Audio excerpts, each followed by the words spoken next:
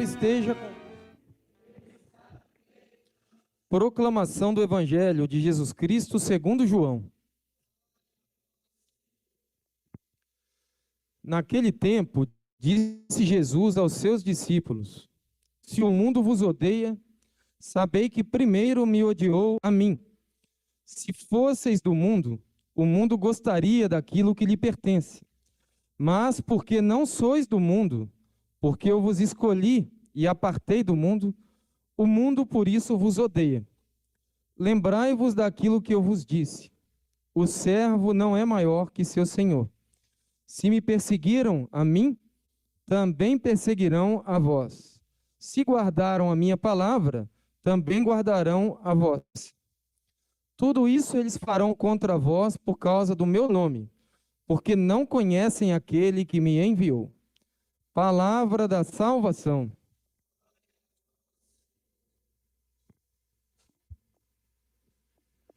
Bom dia a todos. Então, o Espírito Santo é o protagonista da evangelização. O Espírito Santo é que conduz a missão da igreja, ele que orienta os passos da igreja e diz como as coisas devem ser. Na primeira leitura, nós ouvimos São Paulo e São Timóteo tentando evangelizar, mas eles não puderam entrar na Ásia e não puderam entrar na Bitínia, mas não porque pessoas impediram. Diz a palavra, o Espírito Santo os proibiu de entrar aí. O Espírito Santo disse, essa ideia que vocês tiveram não é a melhor. Vocês não vão entrar aqui nesse lugar.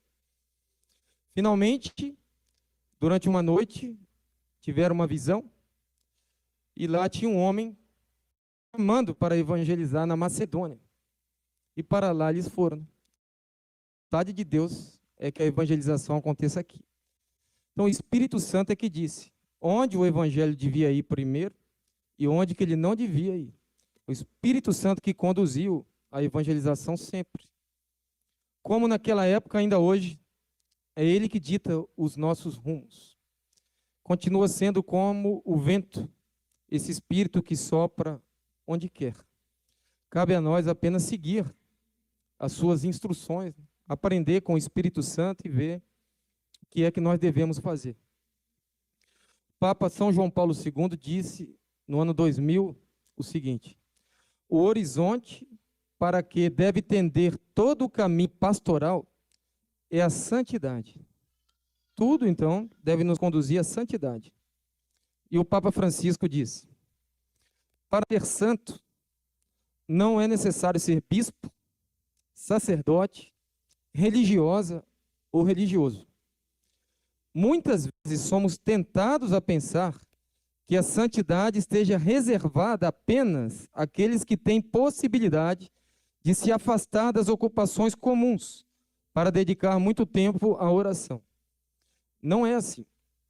Todos somos chamados a ser santos, vivendo com amor e oferecendo o próprio testemunho nas ocupações de cada dia, onde cada um se encontra. E é esse tipo de santidade que é própria da beata Sandra Sabatini, que o Espírito Santo despertou nos nossos tempos. Ela nasceu no ano 1961, na região de Rimini, na Itália. Seu pai era bancário, sua mãe, dona de casa. Família pequena, ela tinha apenas mais um irmão mais novo que ainda vive e hoje é cardiologista. O tio dela era padre e foi pároco de um lugar, e durante algum tempo na sua infância, a sua família se mudou para a casa paroquial. Então ela foi lá conviver com seu tio, que era padre, e essa convivência foi muito importante na formação espiritual da beata Sandra Sabatini. Quando ela tinha 10 anos, fez a primeira comunhão. E nesse dia da primeira comunhão, ela anotou assim no seu diário: a vida vivida sem Deus é um passatempo, tedioso ou divertido, com o qual brincamos enquanto esperamos pela morte. 10 anos, ela concluiu: sem Deus, a vida é só um passatempo. E às vezes nem é assim tão divertido, às vezes muito tedioso, que uma pessoa fica ali brincando até esperar terminar. Ou seja, a vida sem Deus não tem sentido. A vida sem Deus não tem graça. Uma criança de 10 anos.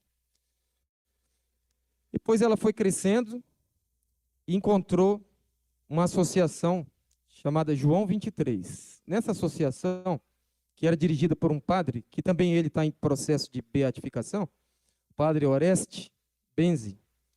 Lá nessa associação tinham cuidado com os mais pobres, sobretudo com os dependentes químicos. Mantinham casas de recuperação para dependentes químicos, acolhiam também gestantes que pensavam em abortar, então para cuidar delas e impedir o aborto, acolhiam os desabrigados, doentes e todos aqueles que ninguém queria. E era neste lugar, nesse ambiente, que ela encontrou a sua maturidade espiritual. Lá, ela gastava muito tempo de sua vida para levar os enfermos ao médico, para limpar a casa, para conversar com aquelas pessoas que estavam ali sozinhas, abandonadas. E até mesmo quando ela estava de férias, ela escolhia passar as férias aí. Onde você vai passar as suas férias? Eu vou lá para a casa onde cuido dos dependentes químicos. Lá que eu vou passar todo o meu tempo. Mas não somente ela queria estar com eles. Ela queria ser como os pobres. Ela amava o chamado Jesus pobre. De maneira que ela queria identificar a vida dela com a vida dos mais pobres. Ela fazia coisa muito simples. Por exemplo, se ela tinha condições de tomar banho quente, como tinha, ela tomava banho frio. Mas não simplesmente por penitência. Tomava banho frio porque queria ser como as pessoas que não podem ter o chuveiro quente. Assim, eu vou tomar banho frio por isso. Aí ela escreve: a escolha por Jesus pobre, que agora me entusiasma, está apenas no começo. E ainda é fácil. É fácil porque é incompleta. Quando for plena, permanecer fiel a essa escolha será difícil. A escolha por Jesus é fácil no começo, quando ela é incompleta. E é difícil no final, quando ela é completa. Isso serve para qualquer campo da nossa vida. Principalmente os jovens, né, que às vezes se entusiasmam com Cristo, fazem lá grandes propósitos por causa de Jesus. E no primeiro momento, cheios de entusiasmo. Mas daqui a pouco, quando o tempo vai passando, esse entusiasmo vai arrefecendo e vem a vontade de desistir. Né? Fácil é começar, difícil é perseverar no caminho com o nosso Senhor Jesus Cristo. Ela cresceu mais e foi fazer medicina. Medicina, ela quis fazer para servir. Entrou na faculdade de medicina para servir aos mais necessitados. E dentro da faculdade, ela queria ser a melhor aluna. Tenho que tirar notas muito boas, mas não por competição. Tenho que ser muito boa porque os mais pobres merecem uma médica competente. Eu tenho que ser muito boa para que eu possa servir, praticar a minha caridade com qualidade. E aí ela escreve: apaixonar-se por Cristo não significa colocá-lo no final de cada discurso, mas em cada palavra de nosso raciocínio. Quer dizer, tudo que eu penso deve ser por Jesus. Todos os meus sonhos, todos os meus afetos, tudo deve ser dirigido por nosso Senhor. Cada pequena coisa que eu vou fazer tem que ser por causa de Jesus, tudo para Jesus. Quem verdadeiramente ama Jesus não se contenta de falar de Jesus. Quem ama Jesus quer que cada pensamento seja consagrado a Ele. E nada eu devo fazer se não for por amor a Jesus. Assim era a beata Sandra Sabatini. Nessa associação João 23, ela conheceu lá um rapaz que também fazia esse mesmo tipo de serviço, se chamava Guido, e ficou noiva dele. Foi noiva durante 5 anos. Esse noivado, claro, foi vivido na castidade e na pureza. Como é que ela fazia para viver o noivado, o namoro, o noivado, na castidade, chamado namoro santo? Testemunha o padre que os acompanhava. Quando tinham tempo livre, iam para junto dos irmãos mais necessitados. Viviam o seu noivado no meio do serviço generoso aos outros e sem exclusividades excessivas. Então eles andavam juntos, mas para servir a Deus, nos mais necessitados. Não faziam como os noivos, ou namorados de hoje, que querem afastar todo mundo de perto para ficarem sozinhos os dois. E ao fazer isso, criam ocasião próxima de pecado. E é claro que vão cair em tentação, porque o espírito está pronto, mas a carne é fraca. Então evitava essa exclusividade, né, do relacionamento, para que não desse margem ao pecado. E o noivo testemunha o seguinte: a primeira vez que saímos juntos, ela me levou ao cemitério. Primeira vez que saímos juntos não foi no shopping, nem na sorveteria. Foi no cemitério. Por quê? Para que pudesse meditar sobre a morte e pensar como tudo é passageiro e que não vale a pena trocar uma eternidade por alguns instantes de prazer ou por alguns momentos de ilusão. Então meditava continuamente sobre a morte. Alguém pensa, essa moça era uma moça triste, mas não é assim. Ela era uma moça alegre, muito querida por todos. Gostava de passear na beira da praia, gostava de praticar corrida, era atleta, gostava de acampar, tinha muitos amigos. Então, não era uma pessoa com uma personalidade enfermiça, como se ela estivesse ali fechada em si mesma, não conversa com ninguém. Você era uma pessoa muito viva, tinha uma vida muito alegre, uma pessoa que amava viver, mas viver com Deus, tudo com Deus. Como era a vida de oração dela? Missa diária. Na hora do almoço, tinha lá uma paróquia que tinha missa. Então, todo dia, missa. Acordava bem cedo para visitar o Santíssimo.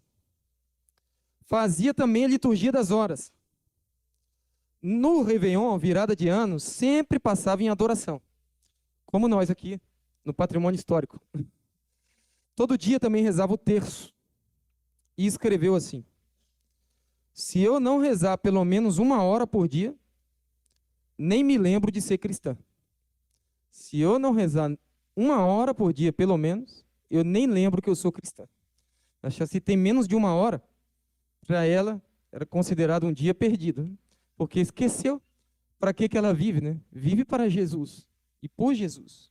E somente Ele dá sentido à vida. E para isso, ela frequentava a confissão, não raras vezes, mas sempre que podia, e a direção espiritual. Essa foi a beata Sandra Sabatini.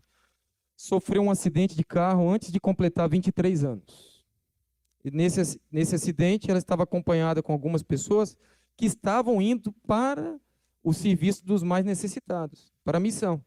Ao sair do carro, vinha um outro carro na direção contrária, perdeu um pouco o rumo e acabou atropelando a nossa beata. Morreu, então muito, muito jovem. Não tinha ainda 23 anos. Quando foi feita a exumação do corpo, porque quando vem o processo de beatificação, vão lá fazer a exumação do corpo, né? Não encontraram nada. Uma particularidade foi essa: nenhum vestígio, nenhum dente, nada. Tudo tinha virado pó. Nenhum fragmento da roupa que ela usava no caixão. Tudo tinha sido degradado em pouco tempo. Tudo se tornou terra, se tornou pó. Não sobrou nada. E por isso a dificuldade de ter uma relíquia. O noivo, procurando lá nas coisas que ela deixou, nas lembranças, encontrou num chapéu um fio de cabelo. Essa é a única coisa que tem dela. Um fio de cabelo, que está conservado lá em Rímini. E aqui hoje nós temos uma relíquia de 2º grau, que é um fragmento de uma roupa que pertencia a ela, que está aqui nos acompanhando aqui nessa Santa Missa. Então nós peçamos a beata Sandra Sabatini que interceda por cada um de nós, sobretudo pelos nossos jovens, para que vivam uma vida de caridade, de castidade, pureza e também de muita oração, para que Jesus seja tudo na nossa vida, em todos os momentos. Nosso pensar, nosso falar e o nosso agir seja em nome do Senhor Jesus. Amém. Louvado seja o nosso Senhor Jesus Cristo.